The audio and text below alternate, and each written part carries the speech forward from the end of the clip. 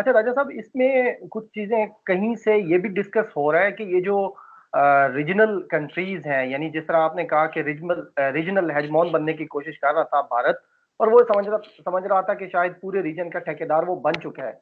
लेकिन इसके अगेंस्ट अब हम सुन रहे हैं बाजवा डॉक्ट्राइन, और कुछ लोग ये भी कह रहे हैं कि ये बाजवा डॉक्ट्राइन ही था जो नेशनल सिक्योरिटी के साथ साथ रीजनल सिक्योरिटी का भी उसका एक अहम रीजनल सिक्योरिटी भी उसका एक अहम पिलर था, और रीजनल कंट्रीज को पाकिस्तान के साथ मिलाना, उनको इस ठेकेदार के अगेंस्ट खड़ा करना, ये भी उसका हिस्सा था। तो आप क्या देखते हैं कि वाकईतन ये बाजवा डॉक्ट्राइन भी कहीं ना कहीं काम कर रहा है? जी बिल्कुल, बाजवा डॉक्ट्राइन काम कर रहा है। और दूसरी सबसे इंपॉर्टेंट बात यह है कि बाजवा डॉक्ट्राइन का ही ये हिस्सा है कि मल्टाइलेटरलिज्म पे बिलीव करना चाहिए। ऐसे खित्ते में कि जहां पे एक बड़ा मुल्क दूसरों के ऊपर हेजमोन बनने की कोशिश कर रहा हो, जैसा कि नेपाल है। नेपाल एक लैंडलॉक्ड कंट्री है। उस वो अगर नेपाल का बॉर्डर इंडिया के साथ खुला रहता है तो उसकी सबसे बड़ी वजह यह है कि गैस के सिलेंडर भी इंडिया से भरवाए जाते हैं। वो वहां से भरवा के जाते हैं और वहां पे वो खाने पकते हैं। अदरवाइज तो उनकी सारी इकोनॉमी बैठ जाए। तो ये बेसिकली क्या है कि उसी बेस पे ये हेजेमोन बना हुआ है इंडिया। भूटान, नेपाल, उधर से बांग्लादेश, ये सारी जो कंट्रीज हैं ये basically under the hegemony of India चल रहे थे। तो मेरे ख्याल में पाकिस्तान ने ये बहुत अच्छा इस चीज को समझा, और इसको आगे लेके जाने का एक ही तरीका है कि वो दूसरे कंट्रीज को, साथ के दूसरे जो कंट्रीज हैं उनके साथ मिल के एक mutual cooperation, bilateral and multilateral cooperation इख्तियार किया जाए, जिसमें के एक दूसरे को हेल्प एक्सटेंड की जाए, जिसमें के एक दूसरे का ख्याल रखा जाए। इक्वल ट्रेड, दोनों कंट्री अगर आपस में ट्रेड कर रहे हैं या मल्टीपल कंट्री अगर आपस में ट्रेड कर रहे हैं तो वो इस किस्म की ट्रेड हो कि जिसमें के सबका फायदा हो, ना कि वो एक दूसरे के खिलाफ इस तरह की चीजें कर रहे हो। और इकोनॉमी जो है वो बहुत ही इंपॉर्टेंट है। एक ऐसा कंट्री जो कि हेजेमोन बना हुआ है दूसरे कंट्रीज की तरफ, तो ऑब्वियसली उनको हर किस्म के थ्रेट्स होते हैं। पाकिस्तान को भी इकोनॉमिक थ्रेट्स हैं जो कि फेस हो रहे हैं। और किसी हद तक जो India cross border terrorism promote करता है पाकिस्तान में और दूसरे कंट्रीज में, नेबरिंग कंट्रीज में, ये इकोनॉमी को तबाह करने का बायस बनता है। आपको बहुत अच्छे तरीके से पता है कि पाकिस्तान ने 15 साल वॉर ऑन टेरर लड़ी। उस वॉर ऑन टेरर के दौरान पाकिस्तान में इन्वेस्टमेंट नहीं हुई।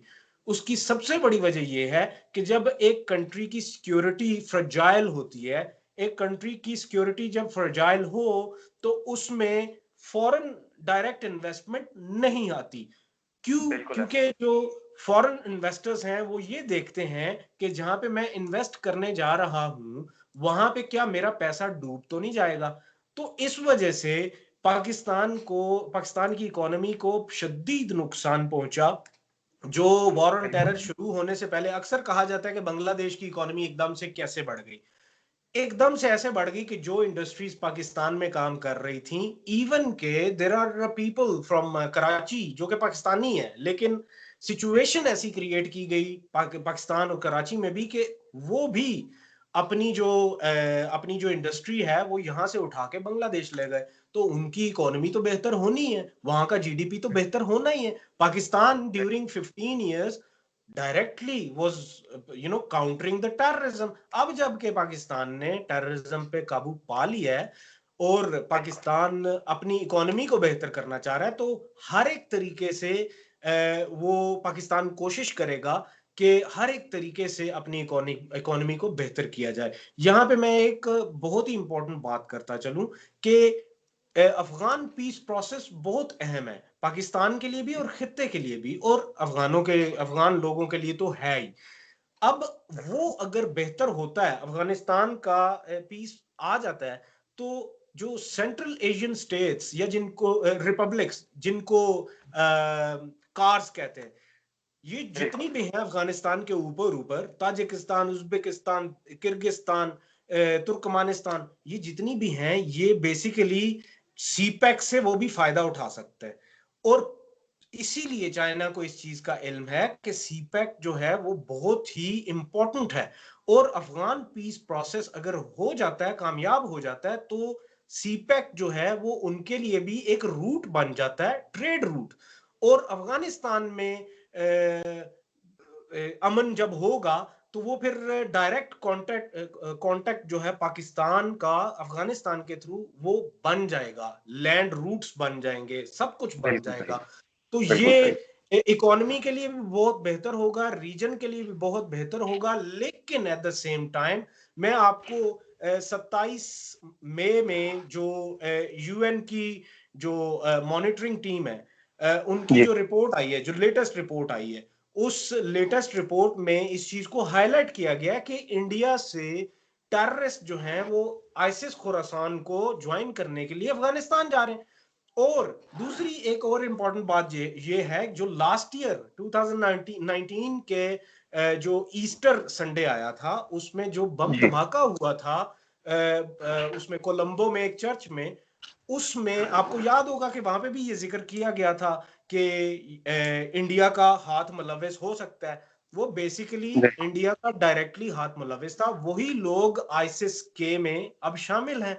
और ये सारे के सारे कहां से फंड हो रहे हैं? दिल्ली इनको फंड कर रहा है एनडीएस के जरिए बिल्कुल और सही। के जरिए। तो बेसिकली ये सारा कुछ हो रहा है और इसको कंट्रोल करने की कोशिश की जा रही है। बिल्कुल सही है राजा साहब, बहुत शुक्रिया आपके वक्त के लिए। आपने बड़े खूबसूरत अंदाज में जो है मुझे भी समझाया है, नाजरीन को भी समझाया है। इंशाल्लाह आपसे जो है वो इस रीजनल सिक्योरिटी के ऊपर और ये जो चीज़ें लद्दाख के अंदर हो रही हैं इस पे मजीद भी वक्त लेंगे। बहुत शुक्रिया सर। Always there, always. और मैंने एक और चीज मैंने यहाँ पे बतानी थी, मैंने भी अपना चैनल शुरू किया है, बिल्कुल सिद्दीक जान बड़े अजीज, दिल की जान। उन्होंने मुझे बिल्कुल ये ऐसे ही हम सब कुछ मशवरा दिया कि I should make my own. तो वो राजा फैसल के नाम से मैंने स्टार्ट किया है, उसमें आज बिल्कुल मेरे ख्याल वीडियोस आनी शुरू हो जाएंगी। तो इंशाल्लाह इंशाल्लाह वहां पे मैं आपको किसी दिन इनवाइट करूंगा। बिल्कुल, मैं उधर इनवाइट भी होऊँगा और मैं अपने तमाम देखने वालों से ये गुज़ारिश करता हूँ कि राजा साहब, हमारा जितना ग्रुप आपको नज़र आता है इंक्लूडिंग सिद्दीक जान, हम सब के उस्ताद हैं रीजनल स्टडीज़ के ऊपर, रीजनल सिक्योरिटी के ऊपर, हम सब इनसे सीखते हैं। और मैंने आपको बताया कि पूरी दुनिया में पाकिस्तान को रिप्रेज़ेंट करते हैं, पाकिस्तान का दिफ़ा करते हैं मीडिया के ऊपर। लिहाज़ा मैं आप सबसे रिक्वेस्ट करता हूँ कि आप इनका चैनल लाज़मी सब्सक्राइब करें, ताकि आपको first hand regional information, international relations की, पाकिस्तान की सिक्योरिटी की और हर तरह की जो आईआर के हवाले से स्पेशली जो इन्फॉर्मेशन है पॉलिटिक्स पे है, वो आपको मिलती रहे। Honoured sir, honoured. Thank you sir, thank you sir, Allah Hafiz.